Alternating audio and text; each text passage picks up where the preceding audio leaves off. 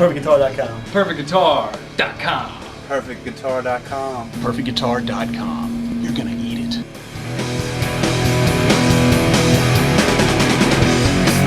It's a psychobilly freakout! Welcome to another episode of the Perfect Guitar Podcast. Thanks to Gretsch Guitar Companies, today we were able to catch up with modern rockabilly guitar icon Jim Heath, or Reverend Horton Heath.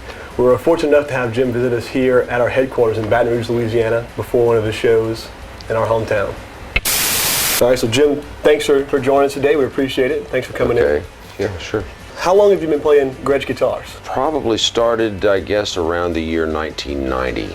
And I had an old Guild that I was playing, and I had an old Gibson. And, you know, so the hollow body Bigsby thing was kind of a deal for me. So they came out with this reissue Gretsch, and my Gibson was kind of falling apart electronically and the body, and so we went on tour. And so I went in and played the new Gretsch reissue and said, well, you know, it's hollow body with the Bigsby. So I got it and sat down and started playing it and thought, wow, it was really, really unusual and something great, and it worked out a lot for me.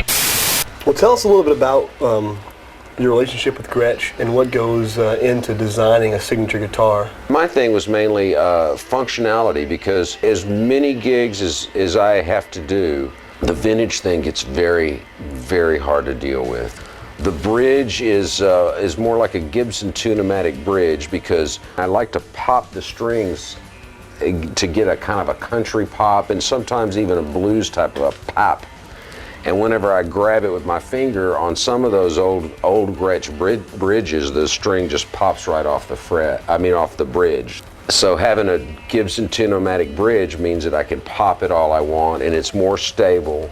And if I ride it with my right hand, those old style Gretsch bridges that rock, it'll keep throwing it out of tune. You know, when you change strings on a Bigsby, you're in a position where you wish you had three hands, because you got to hold it here and then hold it here and then do the, like, you need four hands to change a string. I had them do the new, like, locking tuning keys, so where you can put the string in and lock it, and then just basically, it's much easier to change strings with the whole Bigsby deal. It's a way to make the guitar more functional with still in the realm of a vintage deal, having the Bigsby and the hollow body and all that kind of deal. So it's definitely just the vintage vibe that you're looking for with the style of music and I guess the show that you guys have, but mixed in with the functionality to last for hundreds and hundreds of tour dates. Yeah, that's a really important thing. Yeah, that's right.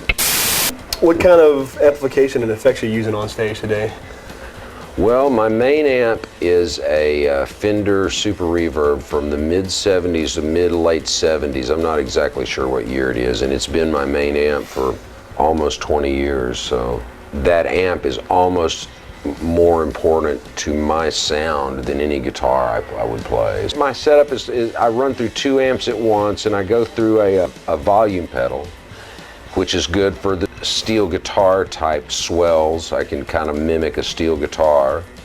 Then it goes to a Chandler Echo, which is pretty good approximation of a tape delay. From that, it goes straight into the Fender Super Reverb, and then that amp is cranked really almost all the way up. So it's the bulk of my tone. But then I have an extra out of my Echo unit that goes to a whole nother line of effects and a Fender Twin Reverb. It's an old blackface Twin Reverb, and mainly all the time there's always a blues driver that's on and adding a little bit of distortion to that signal, and that amp is really low volume.